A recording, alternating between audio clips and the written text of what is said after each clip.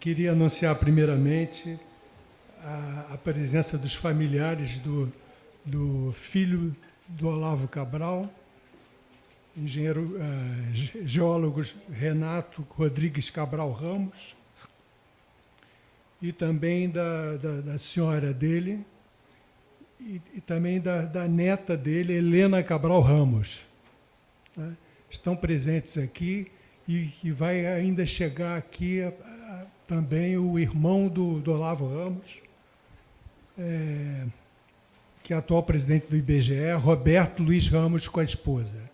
Estamos aguardando, mas enquanto isso a gente já vai tocando. Eu vou ler a mini biografia dele, do Olavo Cabral. Olavo Cabral nasceu no Rio de Janeiro em 3 de março de 1938. Estudou no Colégio Melo e Souza, em Copacabana. Ingressou na Faculdade Nacional de Engenharia da Universidade do Brasil em 1956 e se formou em 1960.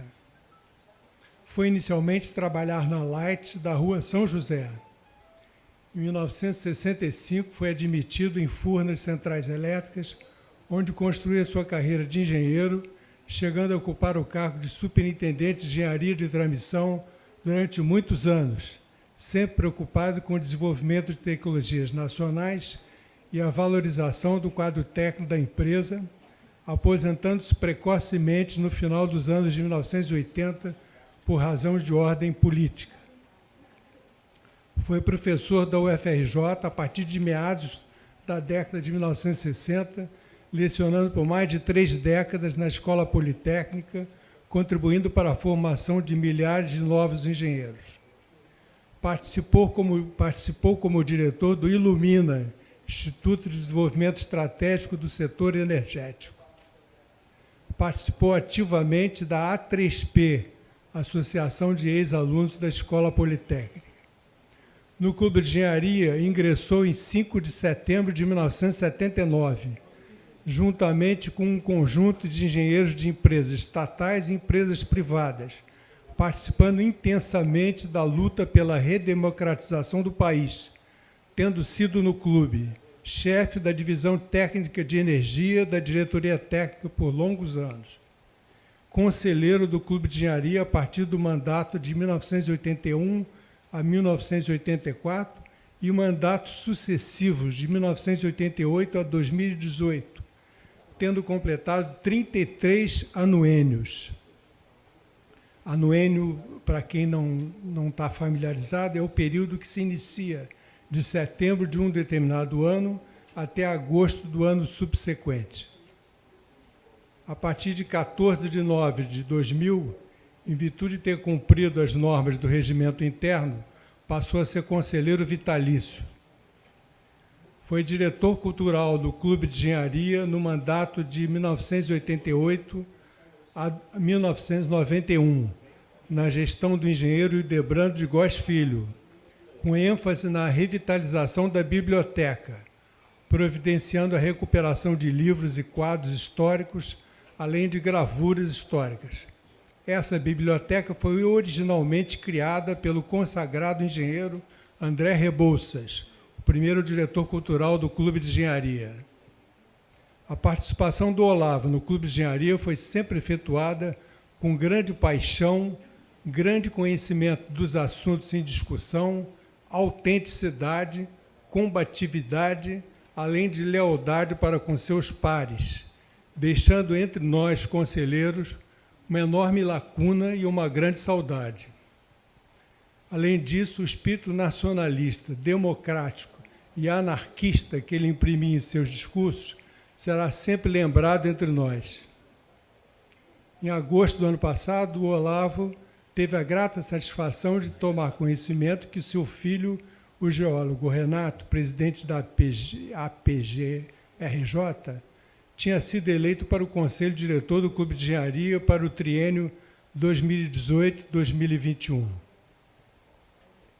Eu gostaria agora de passar a palavra para o ex-presidente do Clube de Engenharia, Eloy Moreira, e presidente da A3P.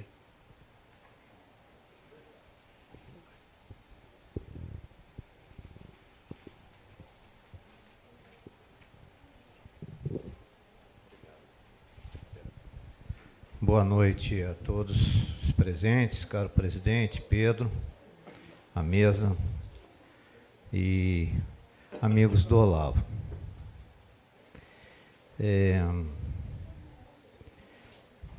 Eu conheci Olavo no segundo semestre de 1970, quando eu fazia o meu último período escolar na PUC.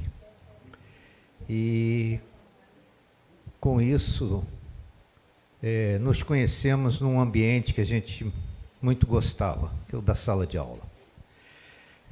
Tinha vários colegas da minha turma que faziam estágio em Furnas e me adiantaram que o professor de estabilidade de sistemas de potência seria o superintendente de Furnas.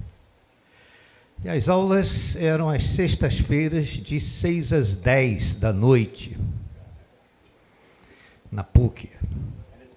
E aquilo me impressionou muito pela qualidade da aula, pela dedicação que ele deu ao curso, pela competência que ele demonstrou e, principalmente, pelo rigor científico que ele primava em exigir a todos.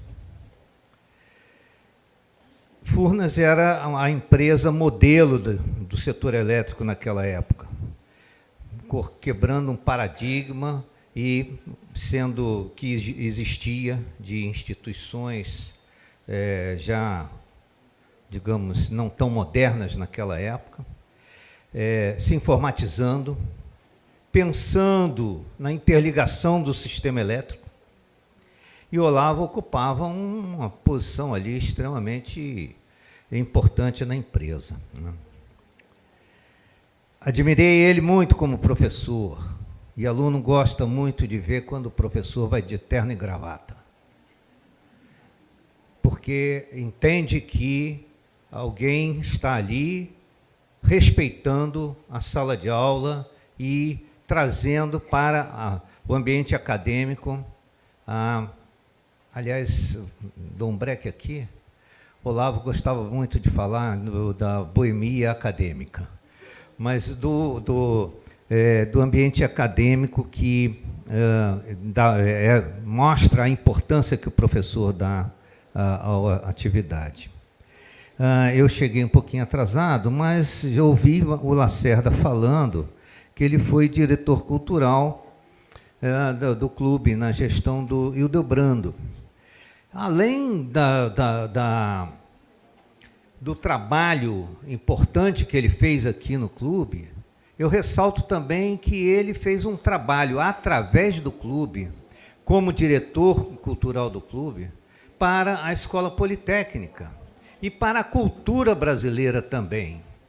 Digo isso porque, como diretor cultural, ele conseguiu que o clube financiasse restauros de quadros do século XIX de catedráticos da Escola Politécnica.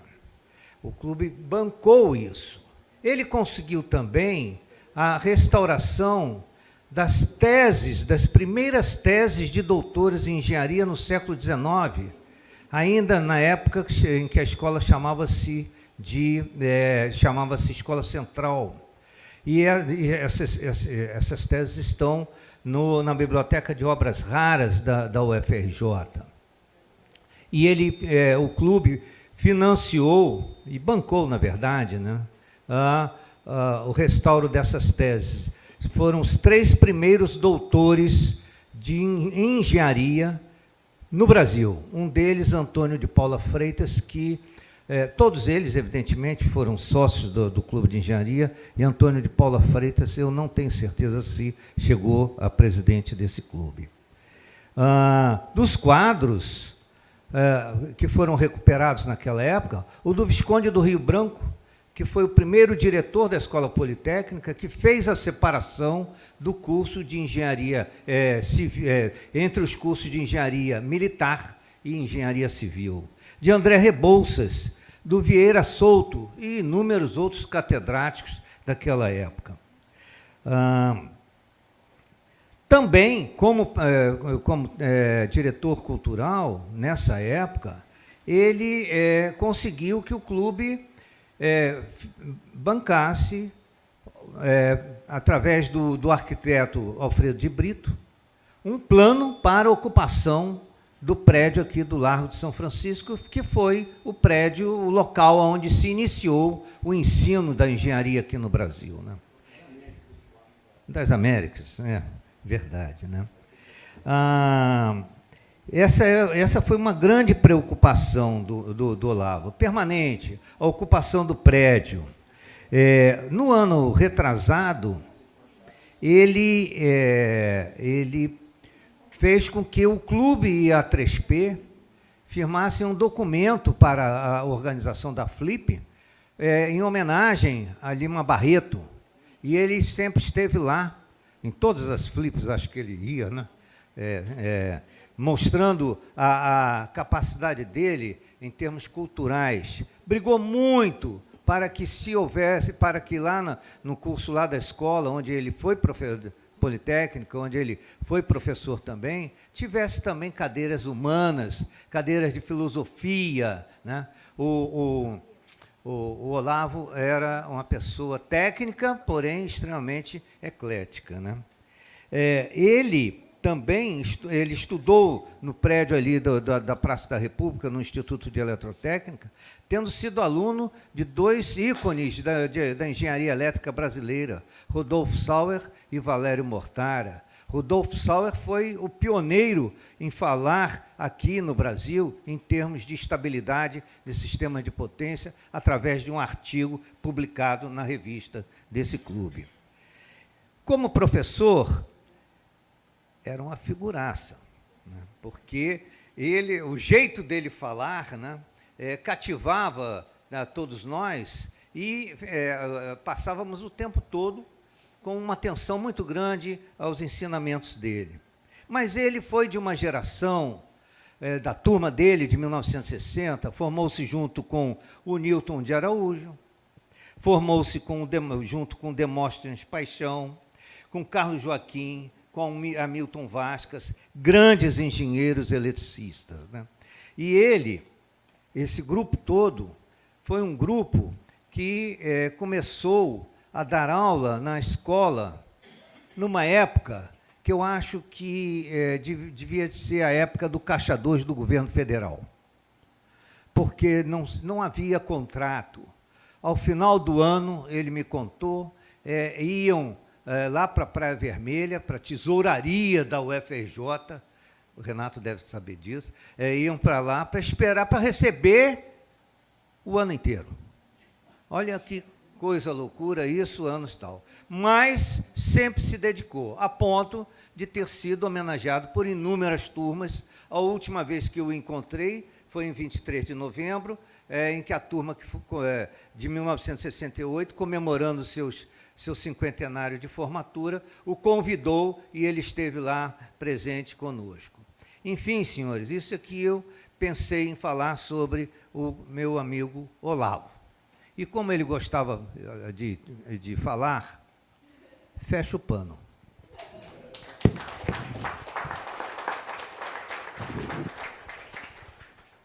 Eu queria chamar agora o engenheiro Paulo Metri, conselheiro Paulo Metri, que foi também diretor cultural do Clube de Engenharia, para fazer o uso da palavra.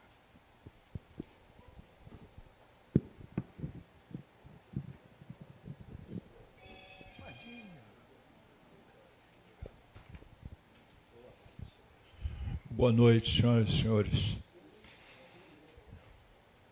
Bem, eu trouxe escrito para poder vencer o nervosismo. O inesquecível Olavo. Um biógrafo do Olavo terá que discorrer sobre as suas diversas atividades que deixaram marcas em todos nós. Didaticamente reconhecemos o Olavo de Furnas, o professor, o da A3P, o de inúmeros pseudônimos, o combativo militante de causas democráticas, nacionalistas, sociais e libertárias, o Olavo do Clube de Engenharia, o escritor, o vigilante crítico de jornalistas e Ombudsman, além de outros Olavos que existiram e eu não tive conhecimento. Irei me ater ao Olavo do Clube de Engenharia por ter maior conhecimento sobre este seu percurso. Quando cheguei ao Conselho Diretor, nos anos 80, era a administração de Matheus Schneider e Olavo já estava aqui. Tantas foram suas lutas e apoios dados a propostas alheias, que um levantamento completo nas atas do Conselho Diretor sobre suas atividades demandaria um tempo razoável. Olavo sempre trouxe propostas nacionalistas sobre o setor elétrico, coerentes com a sua competência técnica. Era um crítico ferrenho de qualquer forma de autoritarismo. Fazia ressalvas explícitas ao neoliberalismo e ao capitalismo exacerbado. Tomava partido pela sociedade e pelos mais carentes. Tinha partido político. Foi campeão de intervenções no pinga-fogo das sessões da entidade, sobre diversos temas, com posições sempre corretas, tanto técnica quanto socialmente. Foi um grande inovador na gestão como diretor cultural, como já foi dito aqui. Tendo promovido exposições de pintura, contratado uma museóloga para fazer levantamento dos itens de patrimônio do clube que hoje compõem o espaço memória desta entidade. Resgatou uma bandeira do Império perdida no clube, a qual ornamentara a locomotiva baronesa a mando do imperador Pedro II na inauguração da Estrada de Ferro Mauá, em 1854. Olavo amava ler documentos históricos da biblioteca do clube. Certa época, ele descobriu um livro editado em Portugal, em 1700 e pouco, possivelmente doado por algum benfeitor, porque o clube é de 1880, né? No qual era ensinado como construir fortificações. As suas descobertas foram tantas que ele passou a ter uma coluna permanente no jornal mensal da instituição. Soube, através dessa coluna, que durante a construção da primeira sede do clube na Avenida Central, o prédio ainda não concluído desabou em 1906. Mas o ponto alto da administração de Olavo na diretoria cultural foi ter imaginado a elaboração de uma pesquisa histórica nas atas do Conselho Diretor e da diretoria, além de consultas em fontes externas que mostrassem a importância do clube nos destinos da sociedade brasileira. Após convencer seus pares da diretoria, que tinha Idelbrand Araújo Góes Filho como presidente, o clube contratou 4 pesquisadores do Departamento de História da UF, que fizeram um excelente trabalho. Infelizmente, não havia recursos nessa gestão para a edição da publicação, o que só foi viabilizado na gestão posterior de Raimundo de Oliveira, resultando na joia que é o livro O Clube de Engenharia nos Momentos Decisivos da Vida do Brasil. Esse livro, eu não sei se esgotou, mas ele era doado a todos os conselheiros que eram eleitos aqui no clube. Olavo sentia-se verdadeiramente incomodado com a solução que concentrasse poder excessivo no Estado, com o que muitos concordam, incluindo a minha pessoa. No entanto, eu não conseguia compreender como um sistema anárquico poderia resolver a questão se muito do insucesso dos modelos reside nas imperfeições dos seres humanos. Enfim, eu precisaria ler mais, que não li. Infelizmente, esta conversa ficou pendente. Olavo era puro ideologicamente e franco. Suas posições certamente influíram nos posicionamentos dos demais conselheiros. Posições do clube foram tomadas ou enriquecidas graças às suas intervenções. O melhor exemplo desse fato foi a sua proposta de crítica categórica ao sistema judiciário brasileiro em época em que o tema era um tabu. Hoje, as críticas são mais livres.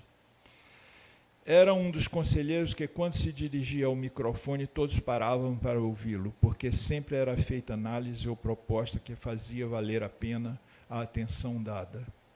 Em alguns assuntos, como setor elétrico e participação do Estado na economia, apesar dos conselheiros terem acesso a diversas fontes de informação, ele ajudava a formar a opinião coletiva. Se vivo estivesse, estaria agora sofrendo com a falta de compromisso com o nacionalismo, com o autoritarismo, com as privatizações em setores estratégicos, com o tratamento desumano dado aos mais carentes, com a negação dos direitos humanos, o pouco respeito ao meio ambiente, aos indígenas, aos negros e à comunidade LGBT do atual governo brasileiro. Estaria sofrendo, como muito de nós, e não se calaria. Este fato lembra-me um discurso de Márcio Moreira Alves, no qual ele conta sobre uma poesia de poeta espanhol que diz algo como, isso procurei lembrar do discurso do Márcio, de memória. A cada libertário sucumbido por um fascista, outro libertário brota das sombras, porque a liberdade emerge espontaneamente nos corações. Procuro o conselheiro libertário jovem, brotado das sombras, que substituirá o Olavo aqui no Conselho, e não o vejo. São tantas as lutas e não temos mais o Olavo entre nós. Muito obrigado.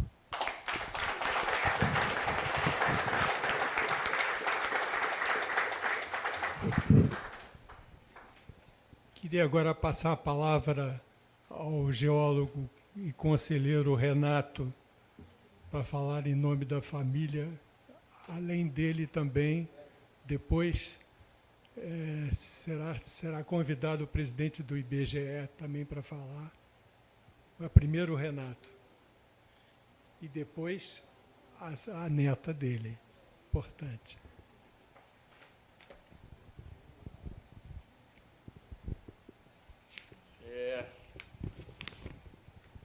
Bom, primeiro, obrigado a presença de todos, né? Amanhã fazem 30 dias do falecimento do meu pai. Então, quando ele foi cremado, foi no dia de uma semana. Então, não houve missa de sétimo dia, porque ele foi cremado no sétimo dia. Então, missa de um mês. Pensou-se, né, porque algumas pessoas não foram à cremação, vai ter missa. Bom, entre outras características, meu pai era integralmente ateu. Então, ser uma missa de um mês para o meu pai seria um contrassenso e talvez ele não gostasse. Mas ele não gostaria de uma missa num templo religioso, mas ele deve estar muito feliz dessa homenagem no templo da engenharia, né? Eu acho que era a melhor homenagem que se podia fazer ao meu pai, era comemorar um mês, uma cerimônia no Templo da Engenharia Brasileira, que é o Clube de Engenharia. Para fugir um pouco à questão de uma biografia do meu pai, que os colegas fizeram muito melhor, até com o conhecimento da trajetória dele aqui no clube, mais até do que eu peguei algumas características do meu pai, que talvez alguns não conheçam. A primeira é que meu pai gostava de genealogia. Ele adorava pesquisar sobre a origem da família, da nossa família, o ramo paulista, mineiro, o ramo cearense, né, de pessoas que chegaram aqui ainda no tempo de colônia. Então, ele era um pesquisador, tinha cadernos, né, esses cadernos estão com a gente, a memória da família. E ele tinha muito orgulho também de ser descendente de cristãos novos que chegaram no Brasil, fugidos da Inquisição, que foram se esconder no interior do Ceará, em Minas Gerais, né, longe dos braços da Inquisição.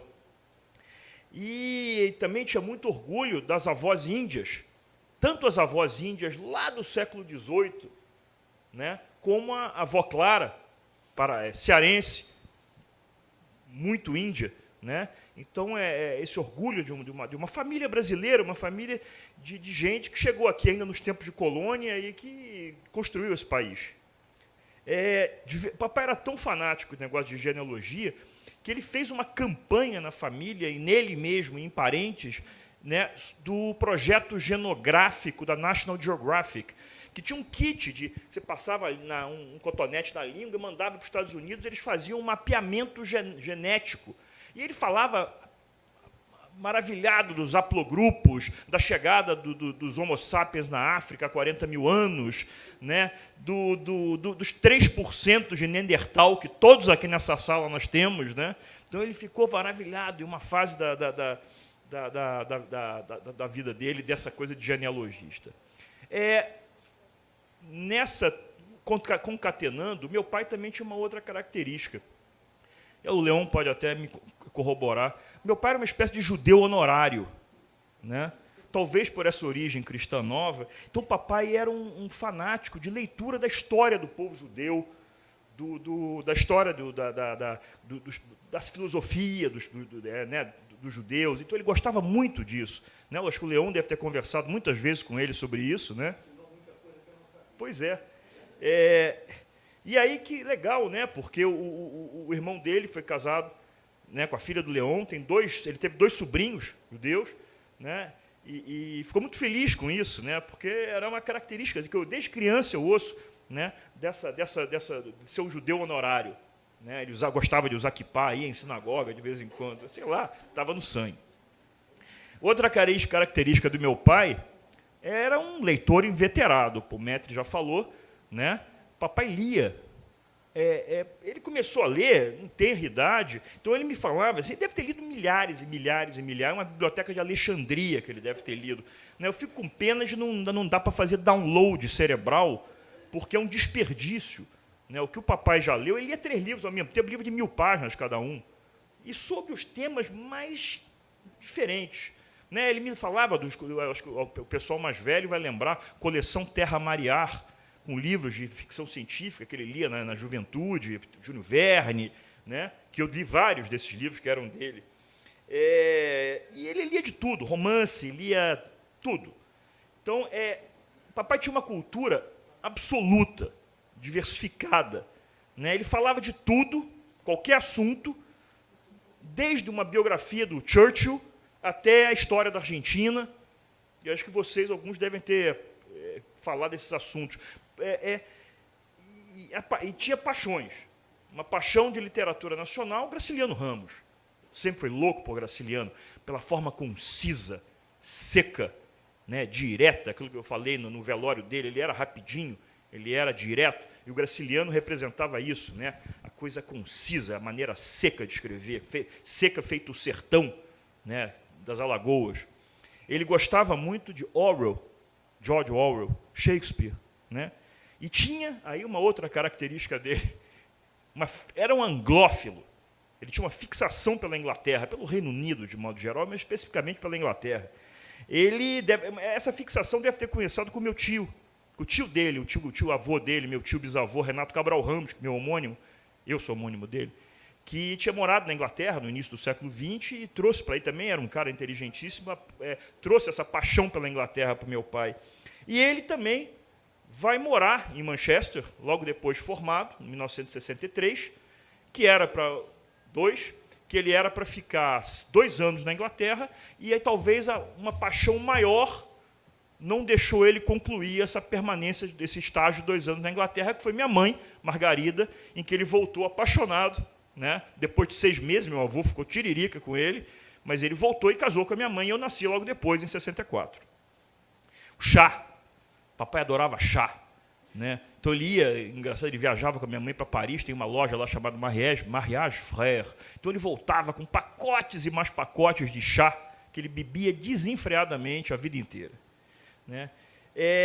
Vou contar uma história rápida, quando saiu um livro muito interessante, acho que é um livro que eu recomendo a todos, de um geólogo chamado Simon Winchester, em inglês, que ele escreve livros sobre história da geologia, e um livro dele, especialmente, é um livro muito interessante, chamado Mapa que Mudou o Mundo, que foi a construção do primeiro mapa geológico da história, publicado em 1815 na Inglaterra, um mapa que mudou a história da mineração, da prospecção mineral. Então, e esse mapa está exposto na Geological Society em Londres, perto do Piccadilly, e ele ia para a Inglaterra com a minha mãe, e falei, pai, pelo amor de Deus, tira uma foto desse mapa. Ele chegou lá na Geological Society e falou com o porteiro, aí o cara, um momento, por favor, abriu uma cortina, desfraldou o mapa, que é um mapa enorme, né? E ele fotografou e me mandou instantaneamente, né?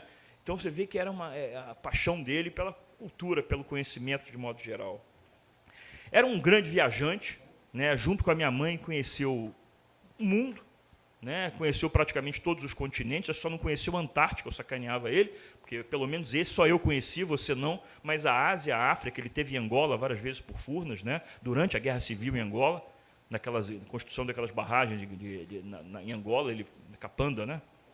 Então ele esteve lá pelo menos 2 vezes, fez muitas viagens, e nós fizemos uma viagem, eu e minha irmã, que está ali, em 1992, em que a gente saiu de Paris e deu a volta, entrou para a França, deu a volta na Península Ibérica e voltou para Paris, e ele não deixou nenhum de nós dirigir 1 minuto, que era uma característica dele, de autossuficiência, ele não confiava ninguém no volante além dele, e ó que ele não dirigia bem. Papai foi poeta, tem muita poesia escrita, dramaturgo, tem peças de teatro, várias peças escritas, escritor, um livro que vocês receberam, republicado recentemente, e um livro que as críticas de alguns colegas são umas críticas assim, muito interessantes. O papai ele era tão culto que ele escrevia para si próprio, e às vezes as pessoas não entendiam nada do que ele escrevia, né? Porque ele escrevia para si. E aí é muito interessante esse lado. E o papai, outra coisa, o papai é pintor.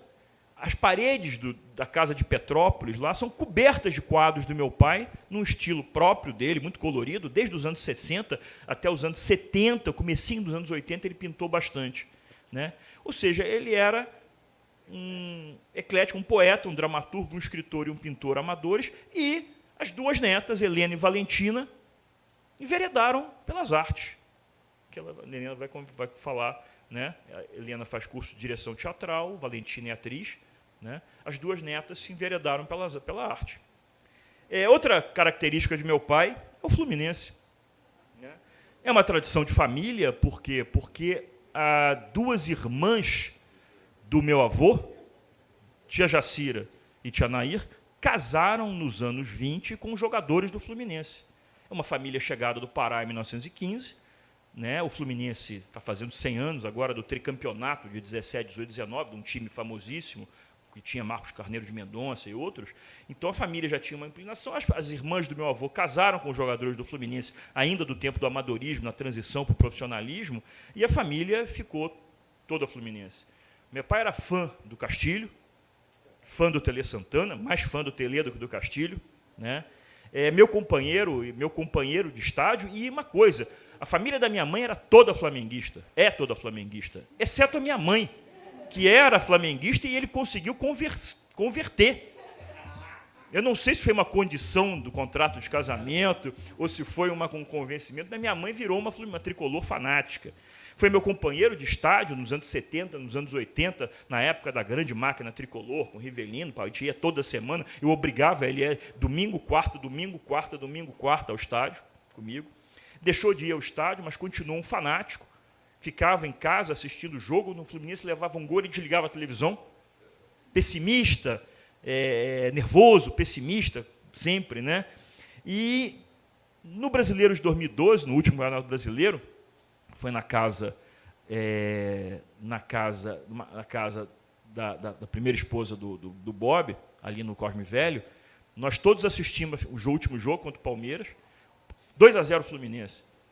Aí o Palmeiras empata, o papai sai xingando, cuspindo o marimbondo da sala e sai da sala.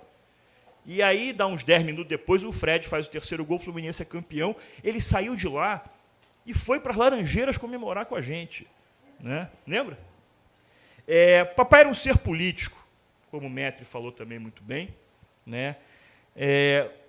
Um jovem conservador, nos anos 50, até meados dos anos 60, lacerdista, udenista, mas um conservador ilustrado, né?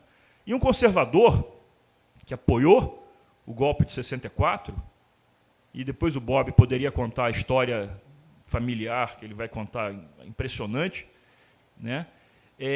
Ele, no final dos anos 60, vendo, principalmente após o endurecimento do regime, o AI-5, ele começa a mudar de postura, a mudar de posição. Ele, através de leituras como Bertrand Russell, principalmente, e muitos outros, ele começa a ter uma reviravolta em termos políticos, em termos de posição política. E se aproxima cada vez mais, ao longo dos anos 70, dos anos 80, de um socialismo libertário, de matriz libertária, né? O papai tinha um desprezo pela caserna profundo, que me passou, né? E aí, Maître, teria mais um motivo de tristeza dele hoje em dia, né? De ver o que está acontecendo no país, um desprezo profundo pela caserna.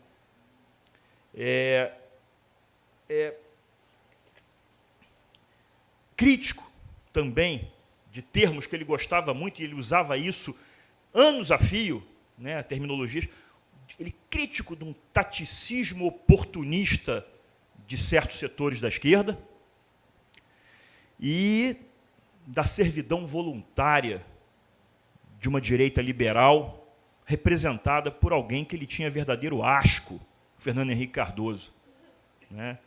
Eu tive recentemente, agora, ano passado, passando na rua com ele ali no Leblon, estava tendo um evento numa livraria, e eu pergunto, quem está falando aí? O Fernando Henrique Cardoso está falando. O papai quase invadiu a livraria, eu tive que segurar ele, porque ele ia apanhar, né? Mas ele ia apanhar, e eu segui, não, pai, vamos embora para casa, não sei o quê. Ele tinha ojeriza a essa figura que para ele representava a servidão voluntária, né, o lacaio. Mas, antes de tudo, ele era um engenheiro. Né? Eu sempre falei, eu sou filho de engenheiro. Por azar, eu não herdei dele o dom pela matemática. E eu sofri muito por causa disso. Porque geologia não tem tanta matemática quanto a engenharia, mas tem matemática. E eu apanhei mais que mulher de malandro, né, por não ter herdado esse dom dele. Ele me dava aulas particulares, falando de cálculo integral, e desde a época de colégio, e para mim aquilo era quase como um sânscrito clássico, né, e ele achava um negócio tão óbvio que ele ficava alucinado, e eu saía chorando das aulas, né. Mas fui em frente. Então, uma pessoa que ajudou a construir Furnas, né, tinha uma admiração muito grande por John Cotrim, falava sempre muito dele, né, presidente de Furnas, ele tinha uma admiração muito grande pelo Cotrim. Era alguém que prezava muito a soberania nacional, eu vi isso sempre. O desenvolvimento tecnológico do país, o papai, quando foi de Furnas, ele apoiou muito o CEPEL, né, a preservação, exemplo do CEPEL, para o desenvolvimento de tecnologia de engenharia de transmissão no país, autônoma. De transformar isso, vocês devem ter ouvido falar muito, transformar empresas estatais em empresas públicas com controle social. É algo que ele sempre me falava. Não, eu apresentei no Clube de Engenharia uma moção, né? E é característica que eu acho que todos vocês conviveram. Para concluir, eu estava saindo do metrô, agora, e tem aquela banquinha de livros a R$2 ali, que eu sempre paro para dar uma olhada. E aí, encontrei um livro assim, Atas das Segundas Jornadas da UF de Cultura Galega. O meu impulso foi assim, e o papai vai gostar. E aí eu caí em si, né? Eu tenho que me acostumar com isso, mas vou continuar comprando. Obrigado.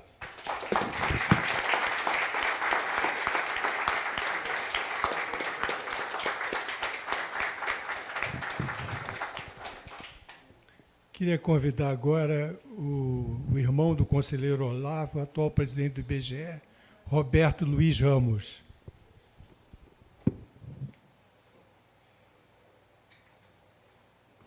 Obrigado.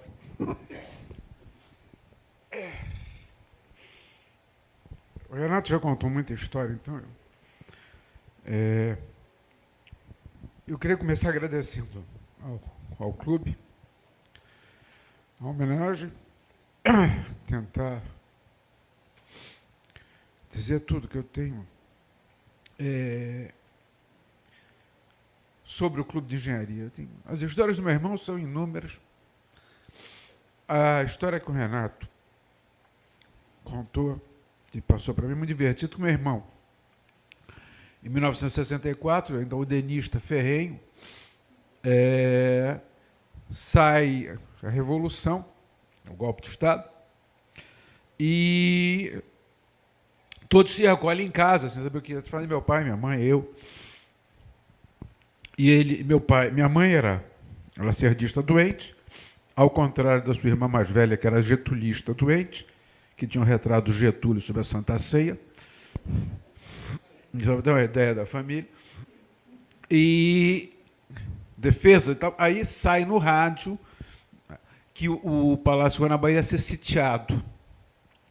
Nisso, tomado por um dos seus inúmeros ataques de fúria, meu irmão sai, feito um louco, voa para o palácio. E faz o erro porque ele saiu pela porta da frente e corre para descer as escadas.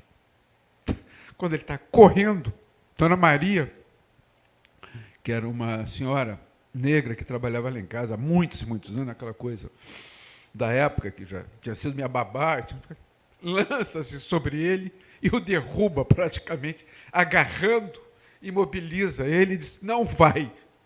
Então ele foi impedido pela Dona Maria de ir prestar solidariedade ao Lacerda. Estava, inclusive, armado, porque ele tinha pego um revólver do meu pai, que não funcionava, mas que estava lá, e ele pegou. Então, eu acho um pouco a característica, vamos dizer, do denista Olavo. Meu irmão e eu temos uma diferença de 14 anos. Então, era meio irmão, meio pai nessa história toda, né? Então, todas essas histórias, eu me envolvia com ele porque, com pai e mãe muito conservadores, quer dizer, e ele, depois que começou a ler um pouco mais do Bertrand Russell, e que também me enfiava goela abaixo, se transformou, vamos dizer assim, numa espécie de outro tipo de mentor, se contrapunha meu pai e minha mãe. E aí tem infinitas histórias dele de loucuras, dado que foi a pessoa mais impaciente que eu conheci na minha vida, talvez eu não chegue perto, mas é muito difícil chegar igual, mais neurastênico. Minha mãe dizia que ele era neurastênico, brigava com ele. O apelido dele, eu não sei se o Renato lembra, era dado pela minha mãe, era Seu Bronquinha. Porque ele brigava o tempo todo, ele estava reclamando em casa. Mas eu queria, para não me alongar muito, então, falar um pouquinho do clube, do amor que ele tinha ao clube e da relação dele comigo sobre a engenharia. Eu sou engenheiro. Se alguém me perguntar por que eu fui ser engenheiro, não tenho a menor ideia. Na época tinha pouco. Mas na minha casa, o meu pai queria que eu fizesse direito e meu irmão era engenheiro, então eu fui para o meu irmão. Eu gostava de matemática, ao contrário do Renato, que é um asno. Eu dava aula particular para ele, de álgebra linear, lembra disso? Era uma tragédia, nunca entendeu álgebra linear na vida. Entender?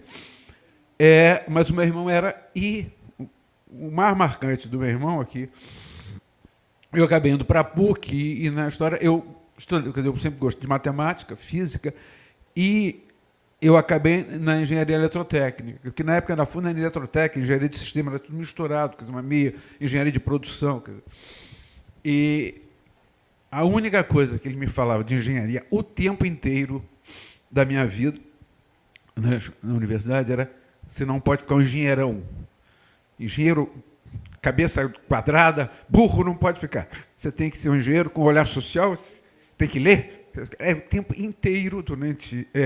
e a minha engenharia eu fiz em 6 anos, porque eu parei um período para pensar o que eu ia fazer mesmo, no meio. E era aquela questão dele permanente. E aí, quando eu vejo aqui no clube, é o meu irmão. O ódio mortal que ele tinha ao engenheiro padrão, quadrado, que só pensava naquilo.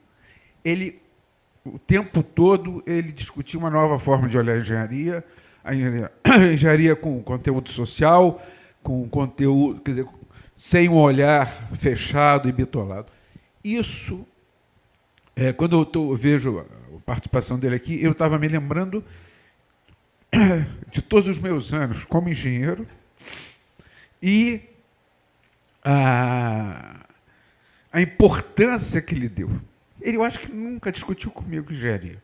Aliás, eu me formei, eu sabia muita matemática e estatísticas, coisas. Em eletrotécnica eu não sabia nada. Absolutamente nada. Ele me botou para fazer um estágio em Furnas, que eu passei 6 meses botando tensão nas linhas de corrente sem saber do que se tratava. Na verdade, eu estava trabalhando no modelo matemático. E ele falava comigo sobre questões de engenharia, como se eu entendesse tudo. Ele nunca parou para perceber que eu não entendia nada. Porque o negócio dele era falar. Mas isso era um pouco o meu irmão Olavo, que era essa coisa meio intensa da preocupação social. Isso em casa, e ele tinha alguns ódios. Estou falando, engenheiros de Itajubá. Ele odiava os engenheiros de Itajubá. Por que exatamente eu nunca localizei? Mas ia fazer a parte do problema entre as escolas de eletrotécnica, ele era contra Itajubá. E isso era meu irmão. Quer dizer, então, eu acho que o que ele deixa para a família, mas principalmente essa preocupação que ele tinha na formação do ser humano. Se a gente for contar a história dele aqui, eu acho que a gente não para, porque era uma figura completamente folclórica nesse sentido, exatamente como o Renato disse, com múltiplas habilidades amadoras, eventualmente fazia bons quadros, normalmente eram horrorosos, ele achava lindo, mostrava, pendurava, ele era daltônico, não sei se tinha característica. Então, eu passei a minha vida inteira, quando nós morávamos juntos, escolhendo gravata para ele, porque ele não sabia a cor da gravata. Então, ele me pedia para dizer qual era a cor, e normalmente eu mentia. Como irmão menor. Era uma pequena vingança. Mas essa é um pouco a história do meu, mas eu acho que aqui dentro, o que ele falava do clube de engenharia, eu, pela vida, quer dizer, eu acabei me metendo dentro do IBGE e fui virando estatístico, engenheiro, há muitos anos nada. Eu já fui membro do clube, me afastei do clube e tal, e ele sempre me chateava dizendo essas coisas. Não, tem que... Olha lá, por que você não está mais no sindicato? Eu disse, porque eu não sou engenheiro mais, quer dizer, eu estou trabalhando numa área. Mas o amor que ele tinha a isso aqui e a importância que ele dá ao clube como uma esfera de atuação política é o que tem que ser registrado. Isso é que ele morreu antes, porque ele jamais sairia do clube. Essa coisa. Ele provavelmente estaria fossilizado numa cadeira, mas ele não ia deixar de vir aqui de jeito nenhum. Eu acho que esse é meu irmão. E esse é o agradecimento que a família tem ao clube, que foi um enorme amor da vida dele. Muito obrigado.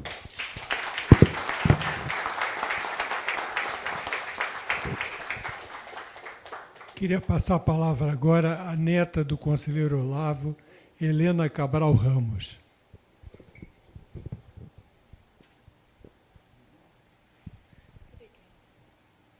Boa noite. Hoje, para mim, é muito difícil estar aqui falando para vocês. Tem sido muito difícil lidar com a morte do meu avô. Eu acho que eu não tenho nem conseguido lidar com ela, sabe? O meu avô era uma figura muito icônica, muito folclórica na minha vida. Fez parte de muito momento importante, de muita coisa importante. E lidar com a morte dele tem sido quase uma fuga. Eu estou confessando mesmo isso para vocês, porque eu tenho dificuldade de assistir vídeos dele, eu tenho dificuldade de olhar para fotos dele. Eu sinto muita falta do dia a dia com o vovô, das mensagens, dos estresses, de tudo, porque era tudo realmente muito gostoso, né? Assim, com muito amor. Eu quero agradecer a vocês a presença em meu nome, em nome da Valentina, a minha prima. Ela não pôde estar aqui hoje, mas mandou um enorme abraço e beijo para todos vocês. Queria falar algumas coisas que são, por exemplo, eu acho que eu tinha uma paixão tão grande pelo meu avô que, quando eu era criança, eu falava que queria colocar o nome do meu filho de Olavo. Só que eu esqueci que o meu sobrenome é Pano, e ia ficar Olavo Pano. Eu não posso fazer isso com o bullying de uma criança, né? Tive que mudar brevemente de ideia, porque coitada da criança que se chamasse Olavo Pano. Mas sim, eu daria o nome do meu filho de Olavo. Olavo fez parte da minha vida como um grande avô, assim. Eu não tenho nem como agradecer tudo, assim. Acho que eu herdei do meu avô a arte, eu herdei do meu avô a minha relação com a minha prima, que foi uma construção do amor dele e unicamente dele. Eu herdei do meu avô muito amor, muita coisa importante. Estou com muita dificuldade de falar hoje, tenho tido dificuldade de pensar sobre isso, A última vez que eu vim aqui no clube foi no lançamento do livro dele, que foi aqui. E esse espaço realmente me lembra muito o meu avô. Essas pessoas, vocês, me lembram muito o meu avô. E me confrontar com tudo isso hoje é me confrontar com a morte dele. O que não tem sido nada fácil. O que vem com uma certa carga de alívio pela minha mudança. Eu vou me mudar agora no final da semana, e eu acho que a minha cabeça pensa assim, pelo menos eu não vou ter como querer almoçar com ele, sabe? Porque se eu pudesse, eu estava lá, eu estava junto. Eu não tenho mais muitas coisas para falar, tenho mesmo para agradecer a vocês todos pela presença, lembrar de todas as coisas boas que ele deixou, de toda a arte que ele me passou. Meu avô realmente era um artista. Eu discordo do meu tio quando fala que os quadros eram ruins, que as peças eram ruins. São peças boas, são quadros bons. Só um artista, minha prima escreveu isso recentemente, só um artista como meu avô não tinha medo do ridículo. E realmente meu avô não tinha medo do ridículo, ele não tinha medo de fazer as coisas que ele queria fazer. E eu tenho também certeza, ou a sensação de que ele tinha cumprido tudo que ele tinha para fazer aqui, sabe? E que ele queria mesmo encontrar minha avó, descansar. Então, acho que foi mais uma das coisas que ele queria fazer e fez, nos deixando aqui meio de surpresa, né? Porque foi muito de surpresa, mas com o coração cheio de amor e saudade. Obrigada.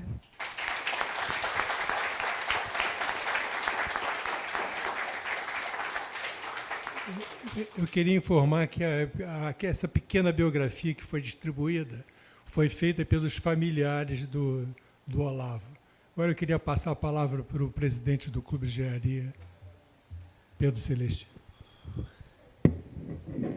Difícil falar sobre um amigo tão querido. E já se falou tanto aqui sobre ele, que eu queria resumir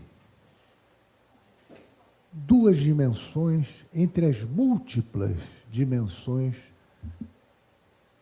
que tinha essa personalidade fantástica, única, Olavo. A primeira, como cidadão. Ao longo da vida, toda a sua participação intensa em entidades de classe não foi só o clube. O clube, sim, estava entranhado na vida dele, mas ele teve outras funções, entidades de classe, o Ilumina, por exemplo, e sempre independente. Essa era uma característica extraordinária. Nunca se filiou à corrente. Não era peixe para seguir linha. Sempre pensou E, nessa visão cidadã, agora, já no ocaso da vida, espetava toda semana a Paula Cesarino Costa, ombudsman da Folha, tinha uma relação com ela fraternal, mas instigava. É ombudsman ou não é? Toda semana. E eu tinha o privilégio de receber antes dele enviar. Esse era o Olavo cidadão. Já o Olavo, engenheiro político, que teve uma contribuição extraordinária para essa casa, eu vou resumir a última missão dele aqui. Quando nós nos debruçamos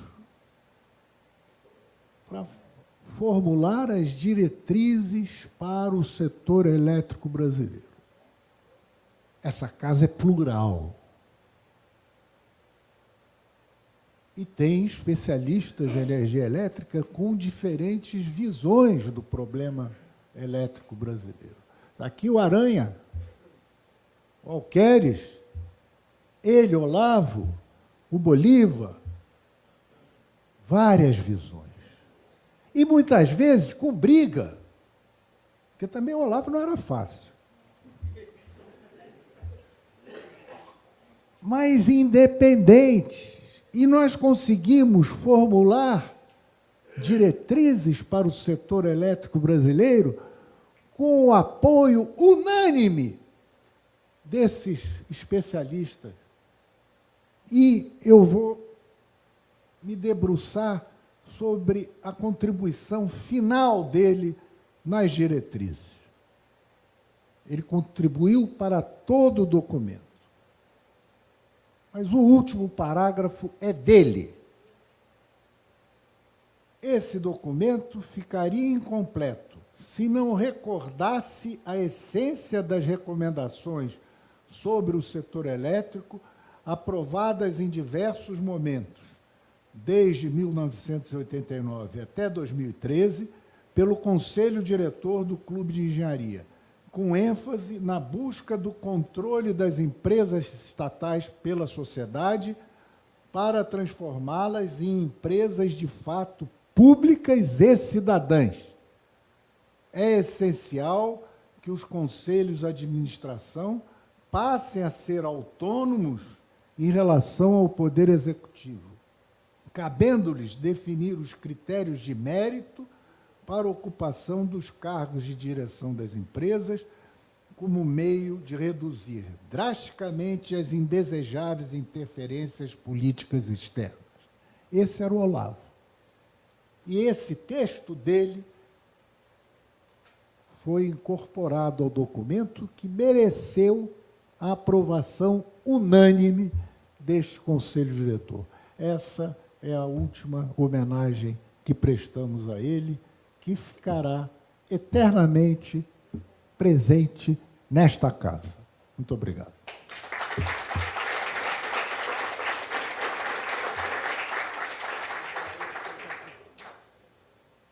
Lacerda, você é o chefe de cerimônia?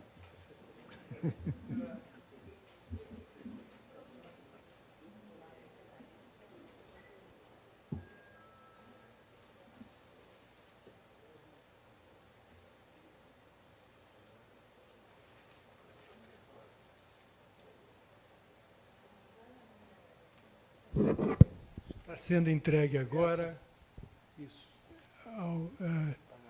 a Maria Clara um ramo de flores em homenagem ao Olavo. Tá? Homenagem posta ao Olavo.